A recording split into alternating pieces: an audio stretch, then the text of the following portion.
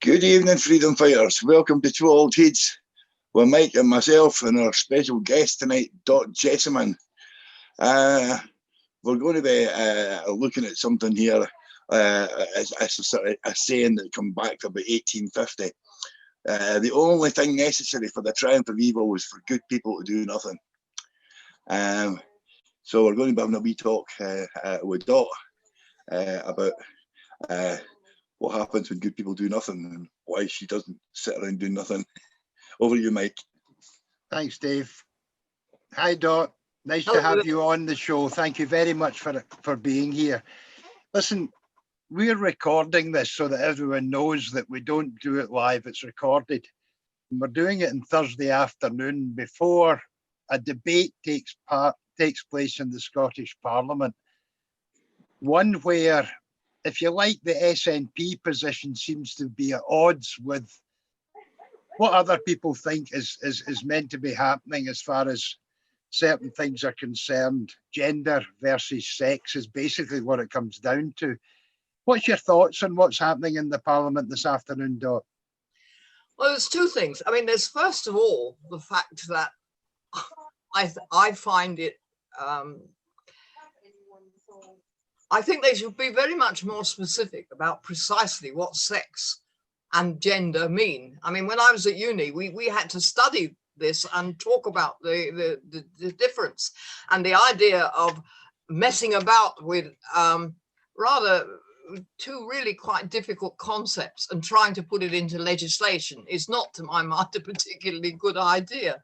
But I think specifically, I find it extremely difficult to accept that my party is proposing to do something, and I understand that they may be applying a whip to opposing what I understand women who've been raped have told the parliamentary committee.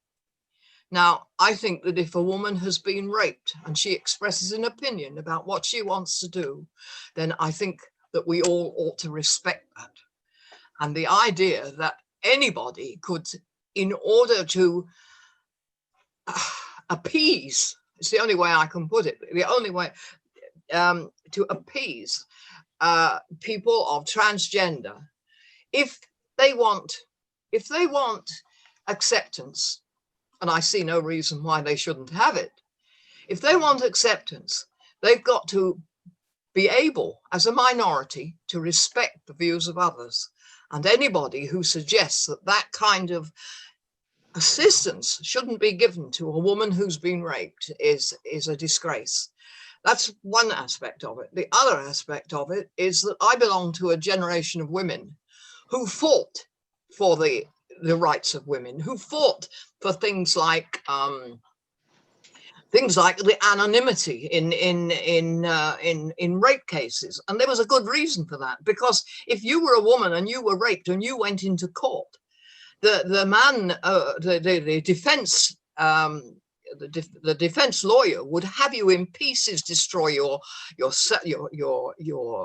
personality, your moral stance, and everything else, and he'd tear you to bits in front of everybody in a way that you'd never forget, in order to get the bastard off who was being accused. And so that's one aspect, and this just goes one step further. We've been making all this fuss about the welfare thing and the steps and the clause about children, but this doesn't. If we go for this really doesn't. It's no better, you know. And the simple idea that I just hate the idea of having somebody like putting somebody like Ruth Davidson in a position of moral advantage. It's appalling, and it's the only way those women can be saved is if the SNP gets voted down, which is not something that anybody who's a member can regard with any real pleasure. Dave, you've got some strong views on this subject. Aye, well, at the end of the day, it's been said to me today. So, look, you've got the privilege of not being a woman and not ever been raped. You don't have a right to speak on this. I said, wait a minute. I've got a 12-year-old daughter, and at the end of the day, I'm responsible for her. I'm responsible for the way she fits into the world and the way she grows up in it. And at the end of the day, it's like, as long as I'm her legal guardian and responsible for it, I will fight for it as every bit as much as if I was. Hopefully she'll never be in the situation that it has to affect her. But the bottom line is, at the end of the day, it's like Dot says, there's been women have fought for over 100 years just to get to where they've got to just now. And it's not about being equal. It's about having an equal opportunity. And I believe that everybody should have an equal opportunity. What people do with their own talents, what they do with their own work ethic, what they do with their own advancements for there is what makes us different. It's what makes us human. Different people have got different incentives to go, but like it's absolutely shocking. And I've contacted my MSP 3 times on this, and if he votes for that this afternoon, I will not vote for him and me. I'm not a member of I'm not a member of any political party, never have been. What intrigues me is how these things come to the fore. You know, if you're sitting down as a government, you're sitting down as a party in government, you obviously have a discussion about what priorities you have. And certain things seem to come to the top. How does that go about? And from my perspective, as a member of the SNP, how do you get informed about what priorities are chosen? Do you have a voice in any of that? Well, of course, there's conference, and I have to say that there have been. I mean, I hate using these words like woke because I'm not even really quite sure what they mean. But I mean, there is certainly a question that starting with the women business, and then that sort of moved on. I remember being at a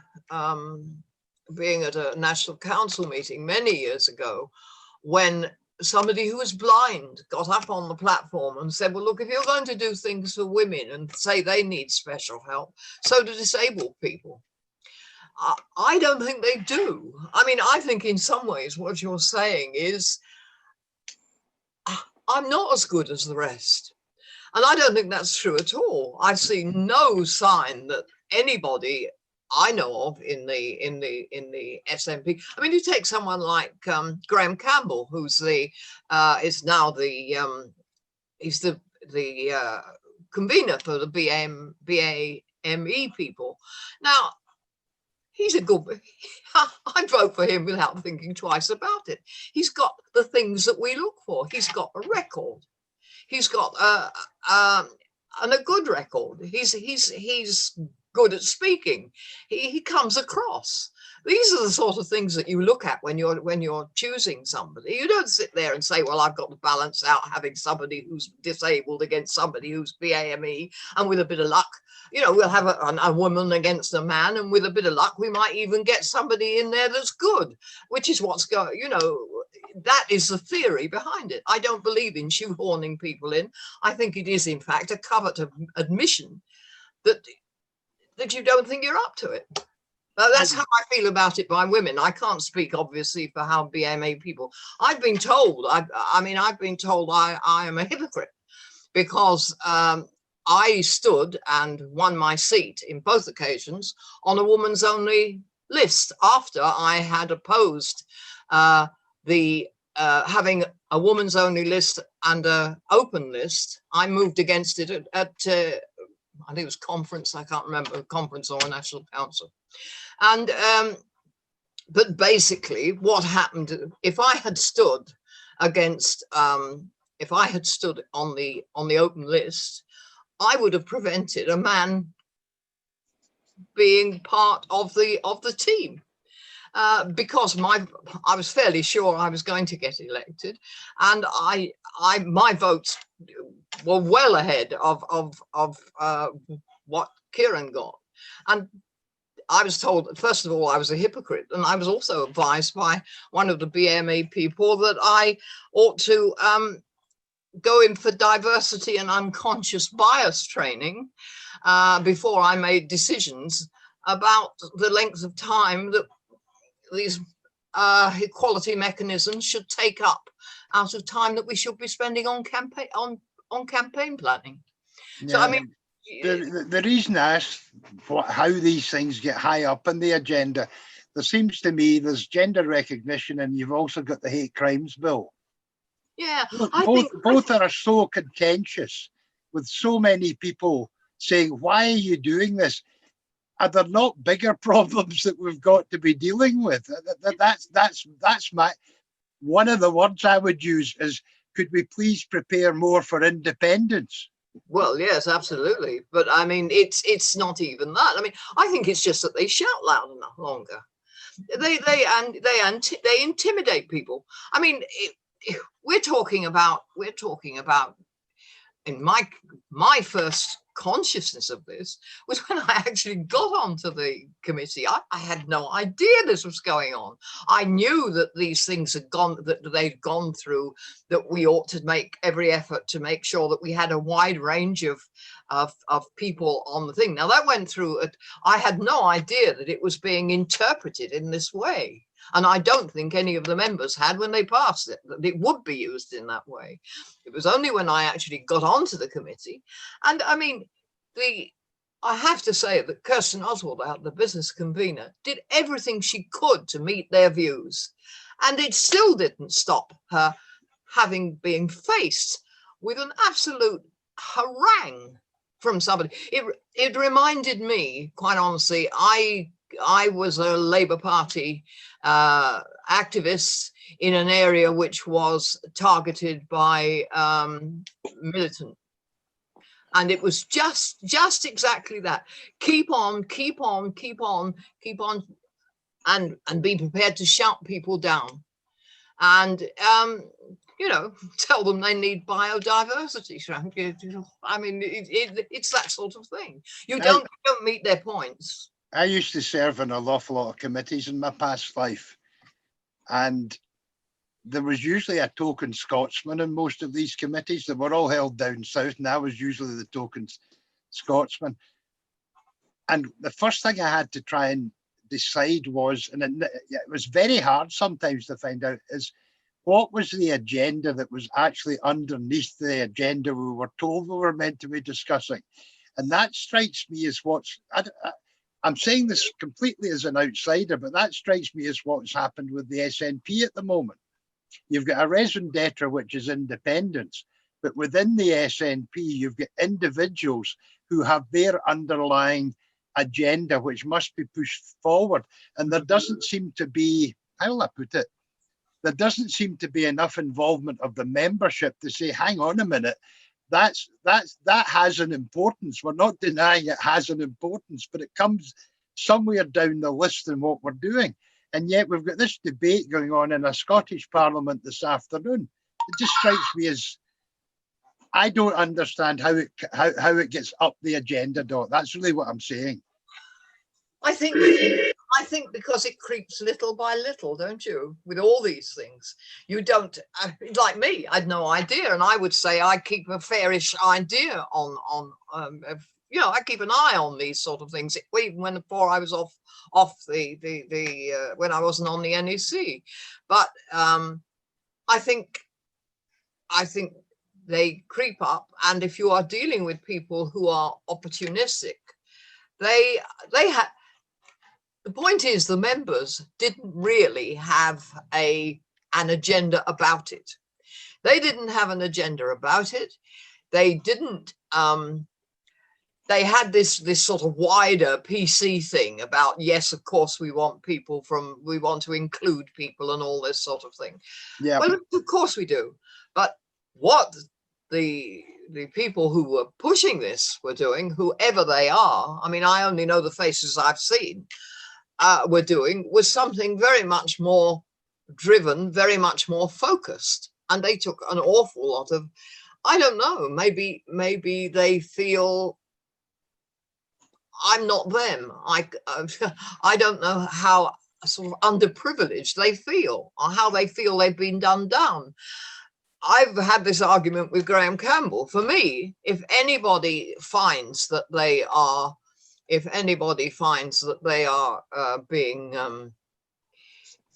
being faced with intolerance of any kind, I'll say the same thing as I said to them when I was chairman of New Scots about English people.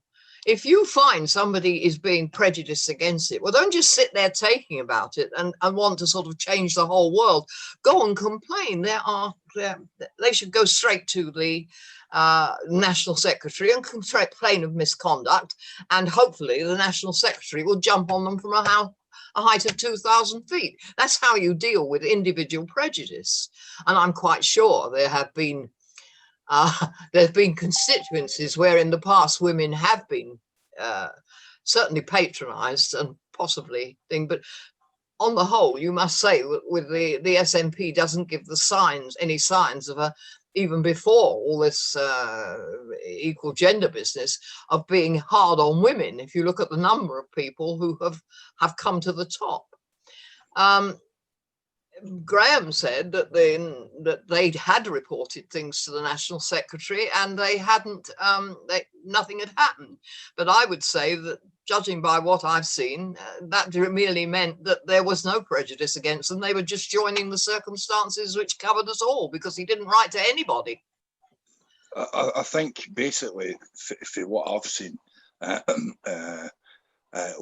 over the past couple of years, the people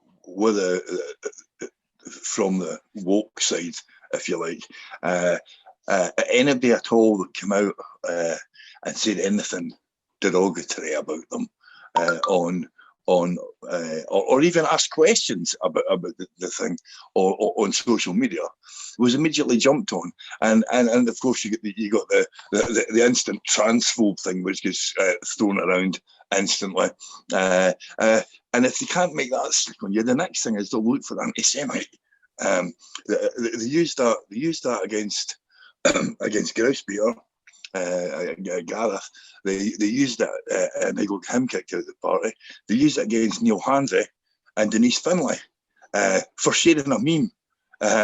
And of course, because Neil got elected and went and did his diversity training, he was allowed back in. Whereas Denise got thrown out the scrap heap for 3 years, which was absolutely shocking. And as I say, like it's like it's a very, very small minority of people who manage to get themselves into power points in the party, which fortunately over the last 2 weeks was taken back, and I think it's left us looking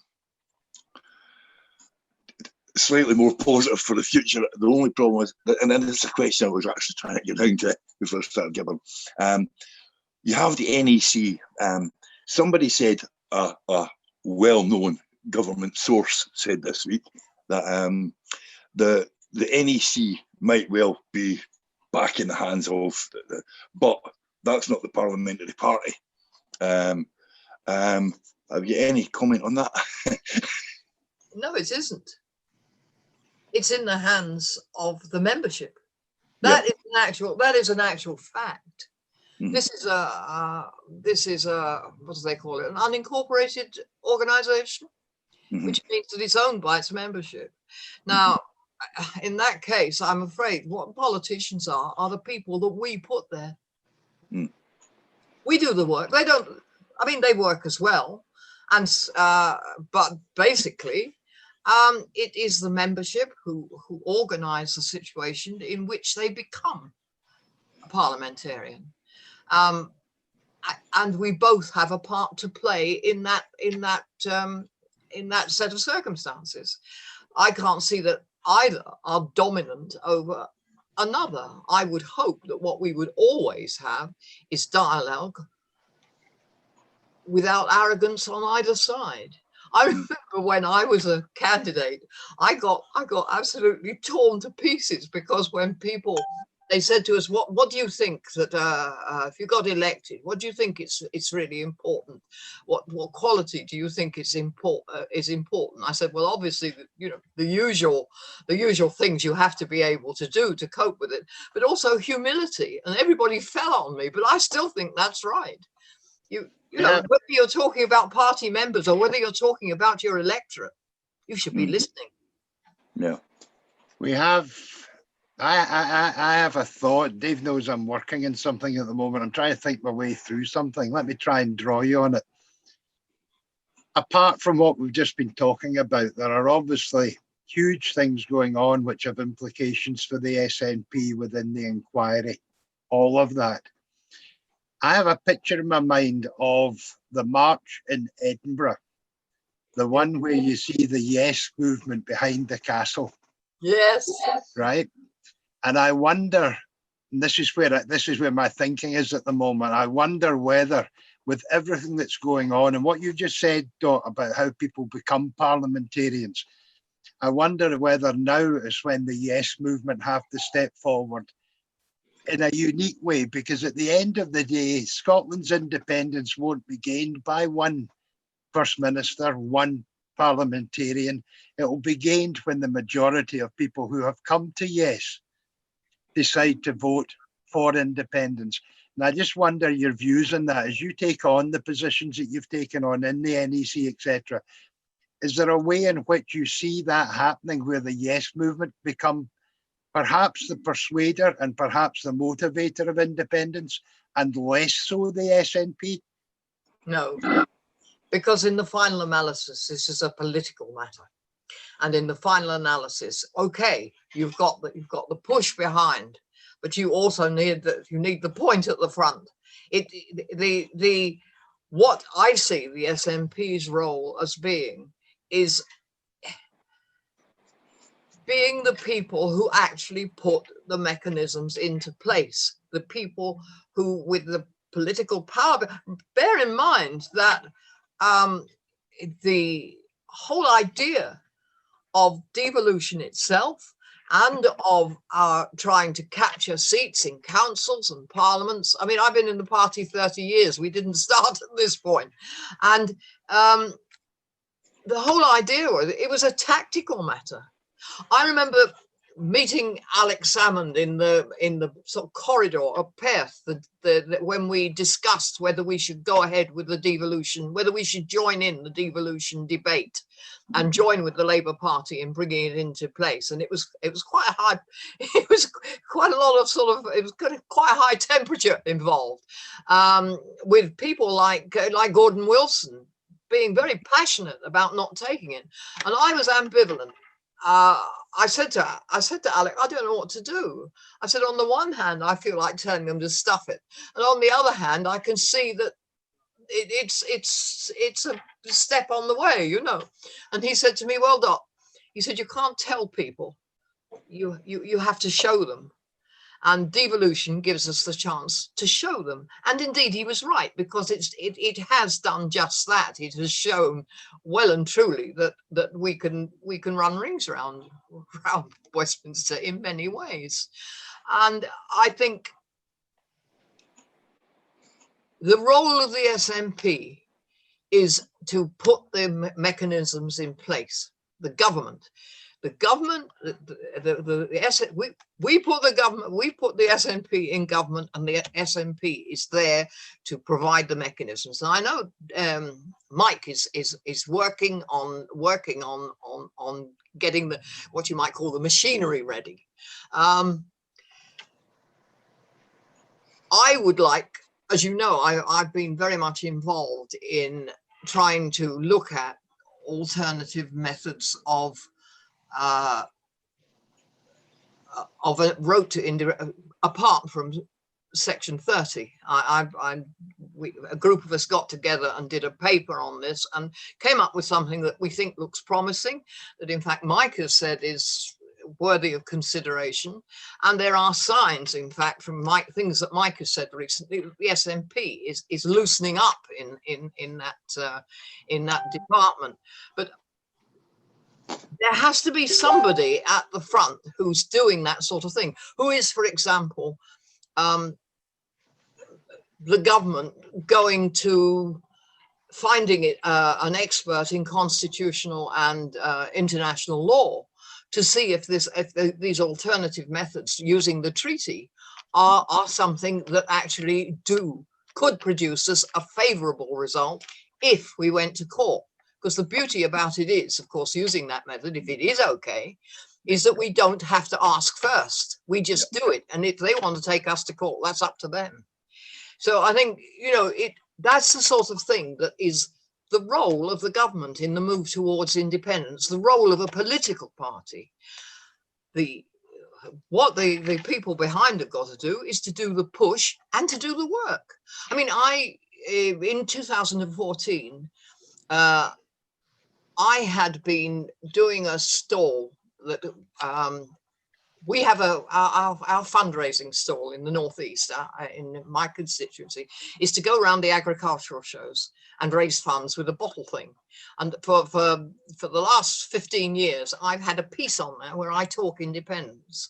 We talk to the punters about what bothers them. We don't tell them what they want. We ask them what bothers them, and then I go away and research it in the winter, and we produce the material for the following year.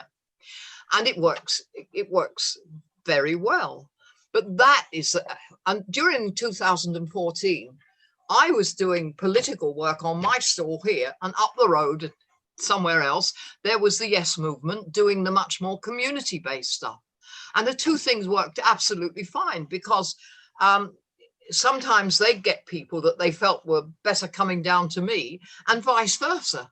And you just work it together. There are so many threads that are needed if you are going to go for independence. And I've got no time for toffee-nosed people who sit there sneering at people putting flags on bridges or painting stones. It doesn't matter what you do.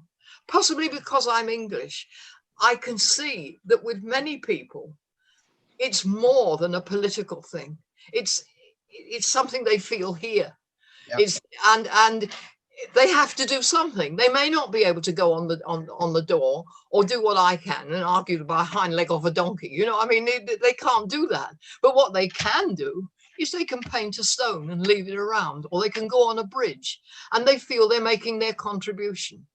And I think we all, whichever sort of contribution you're making, you have to respect the fact that you need everybody. And in fact, the Scottish population that you are trying to persuade also consists of lots of different people of different kinds, and that you've got to appeal to them all. Let me tell you part of why I'm thinking something through at the moment. People will tell you about the increase in the support for yes from polls, and we know that polls do not win referendums. You're telling me. One of the things that's going to happen is, as we approach the 6th of May, people that I know who are fervent yes supporters, Pat Lee, is going to be arguing for action for independence. Gordon Ross is going to be arguing passionately for ISP. We're going to divide. We're going to argue amongst ourselves. And the unionists watching that will say, you don't know what you're doing. You're not arguing for that. Look, you think the polls are okay, but if you add up the numbers are not there. You're all divided all over the place. Now, at the 2016 election, Parliament was dissolved in March. The election was in May. And during that period, just like September 2014, the power lay with the people, undivided. They could vote yes or they could vote no. Unfortunately, we voted in majority for no. We have an opportunity, and I think it's probably the most significant opportunity. We've learned so many lessons. That's why I keep coming back to the yes movement. achieving something, yes, which drives things forward, yes, which drives the SNP forward, but which actually seeks to cement the idea that the majority of people in Scotland, the majority of the people in Scotland wish the country to be independent. I don't think that will necessarily show up in the right way come the actual election. I think it's got to be done before the election. I think things have always got to be done before the election.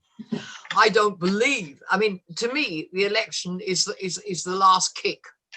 I believe that elections are won in the period before you actually start campaigning, which is why I deal all the time at the moment in information. All the research I've done can be rewritten to be considerably more belligerent. But at the moment, you don't want to get there too fast. I agree with you. I think the yes movement is going to be vital. And the idea of using a poll, there seems to be a belief that an opinion passed in a poll by some sort of osmosis translates into a cross on a piece of paper. Nonsense, yes. And I've been in politics too long, in two parties in different parts of the country to ever believe. I was an officer too, so I mean I worked in politics, and basically it's rubbish. It's people will say things on the thing and things change. I mean, one of the things that bothers me is that that we have not, with the NEC, was not tackling potential problems in considering the sort of dropout from the Alex Salmon, you know, not going into the details of whether it was good, bad or indifferent. The fact of the matter is it is there, and it has been there for 3 years. And therefore, it is something that you have to do risk management with and evaluate and deal with as quickly as possible, because it clearly, right from the start, had potential to muck up the party's major interest. It could still turn against us, and therefore it has been our job, and it certainly should have been the NEC's job to head it off, so to speak. The same is true with the problems that have come up with the financial thing. I don't think any of them are basically serious. They've been allowed to become so because we haven't tackled them. And I mean, to me, if you can see a potential mess, then the answer is to jump in fast and do it before it catches you. Because I was a programmer, and you leave things like that alone, and all that happens is it sneaks up and kicks you up the backside at the least convenient moment, in my experience. So you deal with it quickly and get it out of the way. But I think as far as the yes movement is concerned, they have the right to expect that the SNP, first of all, will focus itself and have a proper program for taking it where we're all going towards independence, and it will do whatever is necessary to clear that political path. And I think the SNP, if it's doing that, has the right to expect the yes movement to support it. You know, well, anything I'm saying is not derogatory of the SNP. I'm demanding more of it. Yeah, exactly. Give you an easy example. Is the Growth Commission going to feature as part of what the SNP bring forward for May next year? You already know that Tim Rideout spoke up at the conference and said, look, those tests are irrelevant. Here are the real tests you need. Now, unless someone settles down on the economic side of the arguments, I'm going off at a slight tangent here. I sent Dave a copy of something. My background is finance and whatever. I still get emails every day from the Bank of England. And I sent Dave a copy of one, and he said, what the hell is that? Is that in Chinese? And I said, no, it's a sign of how ill prepared we are for actual independence. Mm-hmm.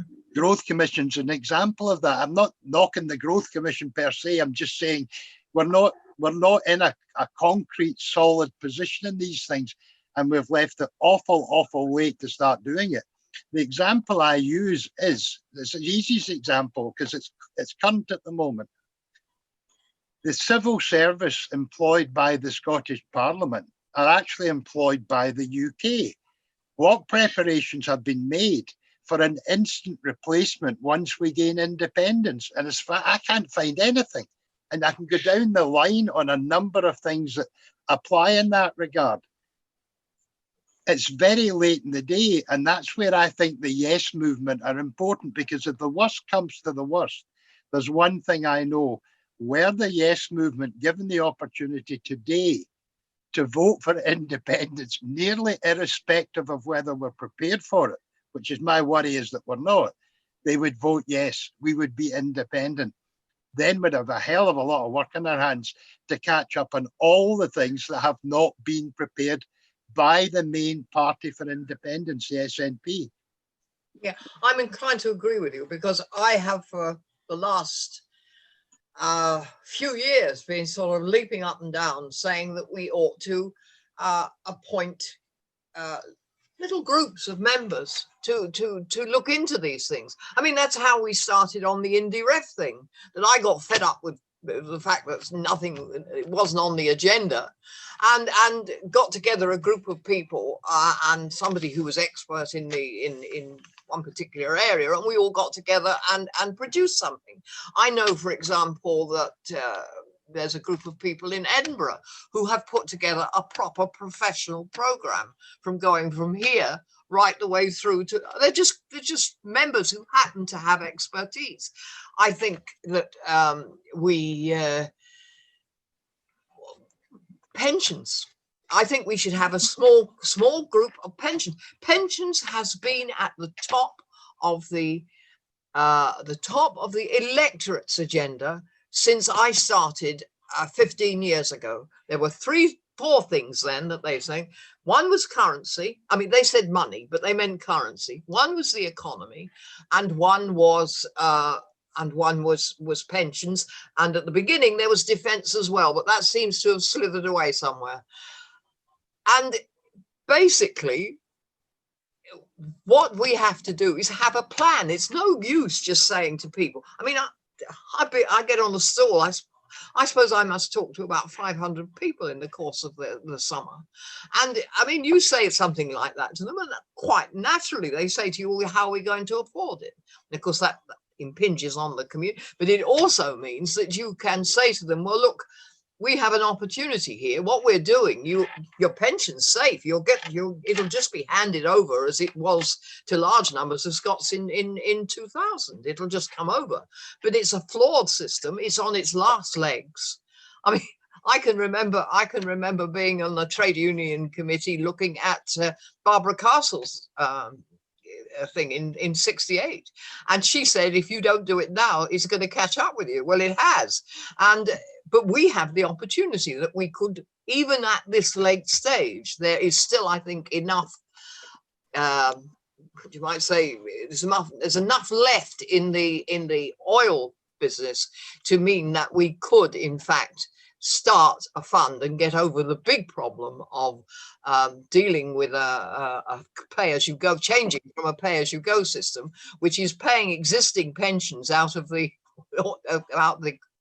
present workforce, and at the same time building up a fund. We wouldn't be able to promise them that we can, that from the day you become independent, you will have a good pension. But what we can say to them is, look, you'll have your pension as you've got it at the moment, and we've got a plan for dealing with sorting the whole thing out. And I think here's my question though, Dot, is that when you're talking about small groups of expertise, right? It's kind of like people's assembly, where they can so yeah. People who have got the problem and saying what's the answer can call people in. My question to you, however, is that something organised by the SNP? Well, it should be. Commonweal have been doing tons of work, and you'll know this. Yeah. And if you speak to Robin McAlpin, they'll say no one in the SNP will give us this light. They'll not even open the door to have the discussion. Well, that's appalling. I mean, I would agree with that. And I think you will find that there are, my own views I don't think you should leave out talking to anybody who's going in the same direction as you are, as I was saying earlier. I mean, it's not just flags on bridges, it is to people like Commonweal. We should be grateful that they're doing, what they're doing is the research. Yeah, I don't agree with everything that Commonweal say, No, but and certainly it's completely wrong that they're not listened to, because that's the type of debate we need. It's on hard facts. How do you deal with pensions in the future? Yes. Yes. And the Constitution is another thing that we should be looking at. It's something we should have from the start. I don't get too excited about Andrew's commission and the financial side of it, because talking to ordinary people on the stands, they find it reassuring. Now, whether we actually do any of those things, whether we go along with that sort of thing, or whether we really try to take a much more innovative approach to, you know, as an independent Scotland, to a certain extent, we've got some blank sheets, and whether we try and use it in that way is another matter. And that is something I think that ought to be done later. I think for me, the party has to some extent met the demand that it should have some sort of plan, whether you agree with it or not, whether it will actually be put in place once we are independent, when the SNP may not even be in power. I mean, it's a quite different thing. But what it is it shows that without too much upset, we could transfer from one set of situations to the other without people being thrown into some sort of economic chaos, which is what they're afraid of. And they seem to accept that it's enough. So I'm not too bothered about it. It's not written in stone. It's an idea of how we could do things. I mean, there are some things I disagree with. The business of an independent Scottish currency. I researched a leaflet on the various alternatives to that, and applied to several, I think about 7 or 8 experts, needless to say, all of whom disagreed with one another. But nevertheless, the thing that they agreed on was that if you had an independent currency, it gave the very best tool into the hands of the government to managing the economy, which I think says it all. As an officer, the idea that we should organize it all beforehand and on day one we end up with our independent currency, the whole of Scotland individually, all 5 million of us, is going to have our idea of what the top priority should be, and the government's got to fight its way through that somehow. I think it's probably within about a year they should be able to cope with it. The strange thing, Dot, I went up and I was talking about currency to Orkney. And if you go up to Orkney with the cruise ships coming in, Orkney deals in different currencies today. It's a living example of having sterling, dollars, Deutschmarks, euros, yen, whatever you like. They just deal with it. Yeah. And that's what that is where the idea of currency being a problem is a nonsense. Yeah. You will trade in currencies. Must have been a long time ago, Mike, if you were getting Deutschmarks. I think foreigners. Maybe we had them and tried to get rid of them, Dave. Let's bring Dave in, Dot. Dave, where are we? I think the thing is that it's funny you should say that, because we found exactly the same thing in a funny little village post shop miles away from anywhere in Ireland. There's some old girl in there who was she just had it all at her fingertips. I think the thing is, I get, for me, problems are something, there is no way that you are going to transfer from one section to another without problems. And I mean, getting back to your main point, yes, I utterly agree that what we should be doing is looking at various aspects of things and pulling them in. I think we should ask the members. I think they would do that for them if they just damn well ask them. Or they should have done a long time ago, rather. It's getting a bit late now. We're going to have to be very much more focused if we're going to get to a decent manifesto in time. I'll take you back to the comment that Alex Salmon made to you when you were having a discussion. He said, you've got to show people, not tell them. And the reason I raised Orkney if you go to Orkney and say, let's talk about currency, they can show you. Yeah. They won't tell you. Dave, I'm very conscious, my friend. You're sitting there. Come on, my friend. What do you want to throw in? I was thinking about, like, now that the NEC is sort of coming together, will the NEC themselves have any say on how the manifesto is developed for the May elections, or is that done at another level? Well, it is a party matter. Everything. I mean, effectively, I can't think of anything except a direct interference in the Scottish government that we supply, so to speak, that the NEC shouldn't have a hand in. They are the governing body of the party. It's the party that produces the manifesto. Obviously, this is something where you have to work together. But up to now, I've seen nothing, not so far anyway. But there's no two ways about it. We have a responsibility in that area. And when will the NEC meet? The new NEC, now that it's been elected? I'm not looking for a specific date. Is it likely to be soon? Oh yes. I mean, we have to have one. We have to have one in December, and I know that Stuart is the new national secretary is working on it, and is sort of sorting out dates. He intends to have one before Christmas. I haven't had a date yet, but I've had a couple of dates sort of mentioned, but I haven't actually been given a date. But he intends to work before Christmas, and I think that probably that's going to be a matter of sorting ourselves out rather than suddenly going out with new policies in all directions. But what I would hope we could do is to start on dealing with the mess, to start with dealing with sorting out the lists for candidates, to start on at least having some sort of discussion about Indy, and probably it would have to be thrown forward to the second meeting. I can't see us being able to achieve anything other than mentioning that it's something that we want to see on the agenda, and a campaign plan for Holyrood tied in, because I see Holyrood merely as a tactical point in a strategy, and so I would hope that what we would be able to do is get people working on that sort of thing and clearing up some of the troubles. I mean, we do have troubles. We have quite serious troubles.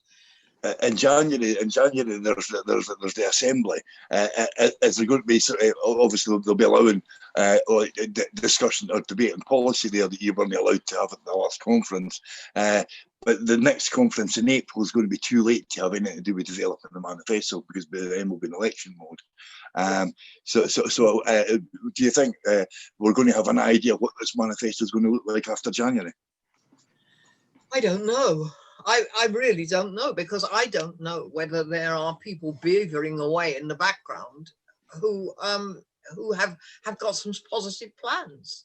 I can only say that I haven't seen anything, and I haven't heard anything, and that all of our time on anything to do with the Holyrood election has been taken up with selection procedures. Yeah. And that's got to stop. I mean, that has got to stop. As I said to you, it's going to have to stop in respect of the lists, because it's 4 months before we start a campaign. So we've got our work cut out, and I'm sure everybody's going to get stuck in and try and do something and get things moving. That's when I come back to my lack of preparedness worry. Dot, let me go off at a slight tangent. I was reading something. It was a post on, I think, somewhere on Facebook, and it was a criticism of, I think, Alex Salmond. I can't remember that he had his program on RT, and Tommy Sheridan has a program on RT. And it occurred to me, I didn't put this up, but it occurred to me, and this is about preparedness. It occurred to me to ask whether the person posting that had ever thought that the BBC would give Alex Salmond a program, or STV would give Tommy Sheridan a program. And here's where the peculiar bit comes in. An independent Scotland, with its desire to rid itself of Trident, brings on a geopolitical influence on this small country. Everyone is going to be interested in what we do.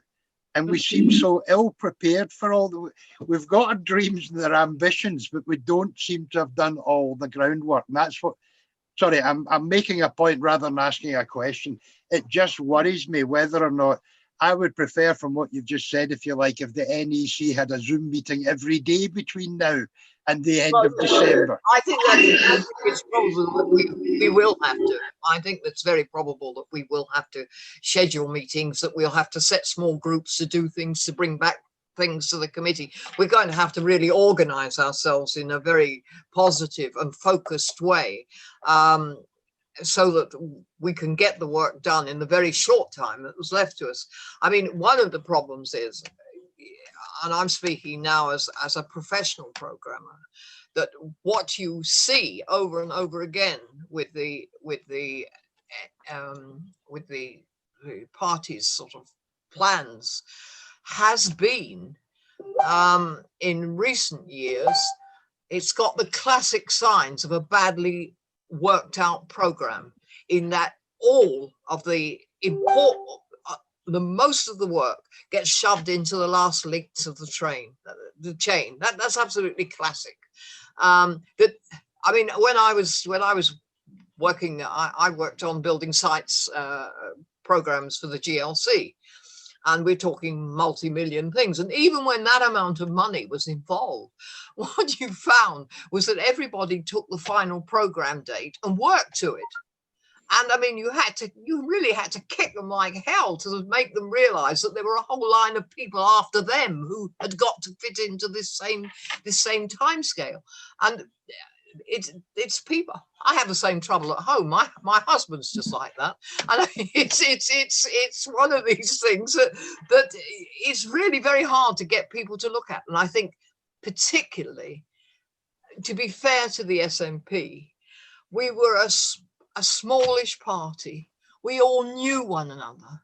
I knew every member of the cabinet reasonably well, and I knew lots of people all over the place because I'd done things. I'd done by-elections. I'm retired. I'd done by-election offices, and when I was doing New Scots and when I was doing the Land Commission, I used to get asked to do AGMs. So I knew everyone. I could go to conference and I'd be talking to people almost non-stop, and then suddenly you got this enormous influx, and it was really quite bewildering. And it must have been just as difficult for the people who actually had to organize the party. A small organization working on a basis where everybody knew one another, with a very solid membership base. You know what I mean? And then suddenly the whole thing went like that, and it was bound to take trouble.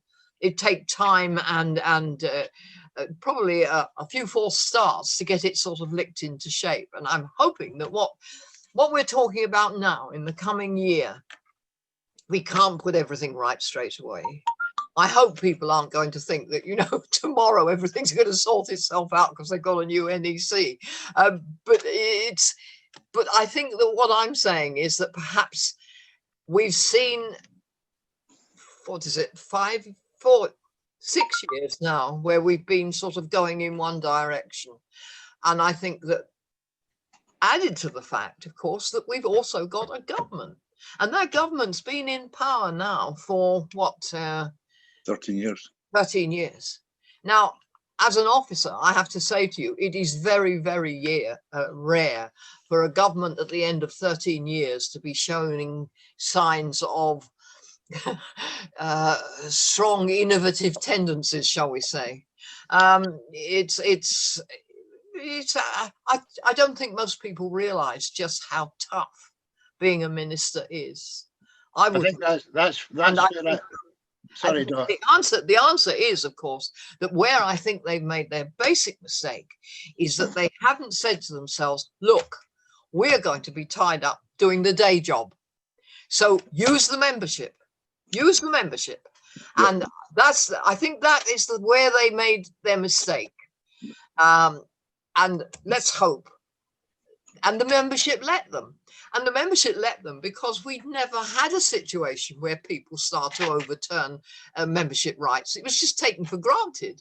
And as a result, all these troubles sort of snuck up on them without anybody noticing. But they certainly are noticing now. That's what I make the distinction, Dot, and always have done, between the SNP as a party and the SNP whilst in government. It's two entirely different animals. It is, yes, it is. Right, that's why I raised the question about how do these things come up through the agenda. And it strikes me, and I wish you and your colleagues all the very best of luck in trying to get the NEC back onto a basis that makes sense. Mm-hmm. As the SNP party, as the political point that you made. Yeah. I hope perhaps you do what we were talking about earlier, is seek the help of qualified people in the Yes movement who are not necessarily SNP inclined. They might be Green, they might be ISP, they might be a whole load of things. They might not even be party members. Try and organise it, even if it's behind closed doors for a while, that you're speaking to people.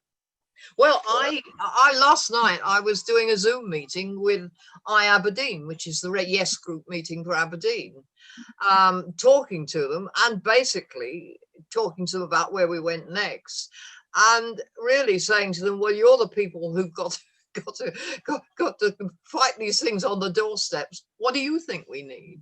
And I came away from that with a selection of things which I can use. I'm setting up a newsletter for all my constituents. And in fact, Keith Brown has come up with a suggestion that all of the people like myself who are regional reps have to produce a monthly report, which will be put up on the sort of on my SMP for all my members, all the people I represent to see, which is a very good idea because it'll get round the problem I have of keeping pace with who all my constituency secretaries and people are, and this sort of thing. So that will take that particular problem out of me and give me absolutely no excuse for making a monthly report. But I have done so after I finally managed to wrest out of the headquarters the names of the people, of the constituency secretaries that I actually represented.